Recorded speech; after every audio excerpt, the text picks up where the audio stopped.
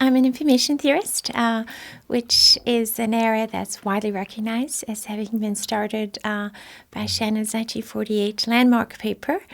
I started working on it a bit by chance. I ended up having Bob Gallagher at MIT as my graduate supervisor.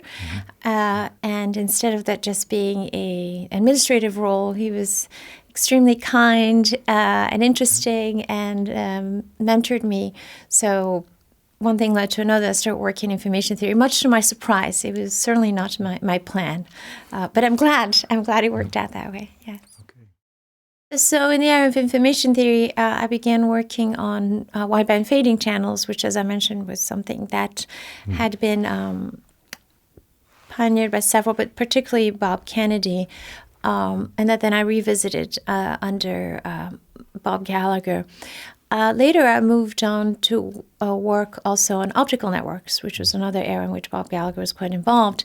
And then the two interests in information theory and networking came together, were merged in network coding.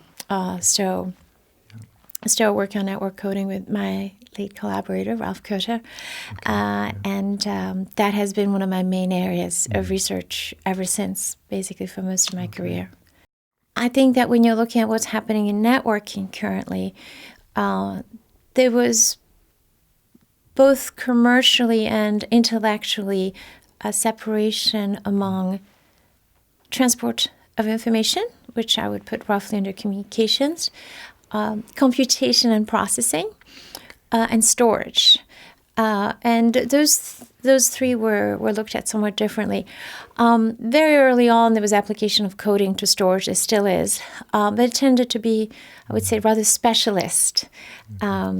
Whereas now the three features, the three functions are really becoming integrated. Interesting, I think it's coming more from the commercial side that integration is occurring. And the academic side, to some extent, is playing a bit catch-up. Maybe the most relevant example there is what we call cloud computing. When we talk about cloud computing, you're thinking of maybe having, say, your music stored in, quote-unquote, the cloud. But really what that means is that you expect that there will be a whole lot of communication over a network to access content that previously would have been kept on your personal device, be it your phone, your player, your computer, whatever it may be. And so now you have, to a large extent, substituted a network to what was memory inside your own controlled system. That means that the memory is somewhere out there, often distributed, often virtualized, that the computation that is required to satisfy whatever request you're doing, for instance, whether you're doing a search or whatever it may be, that the computation is being distributed over the network, and that all of that is being integrated with communications to bring it back to you. So I think that to a large extent, the advent of what we'll call again cloud computing, even though it's inherently, maybe to some extent, voluntarily a fuzzy concept, has affected the way we have to start thinking about networking. So we see networks now as integrating computation, storage, and communication, and coding is now completely and inherently a part of that. It cannot be separated and sort of set aside, circumscribed, say, just to the physical layer in communications. Okay.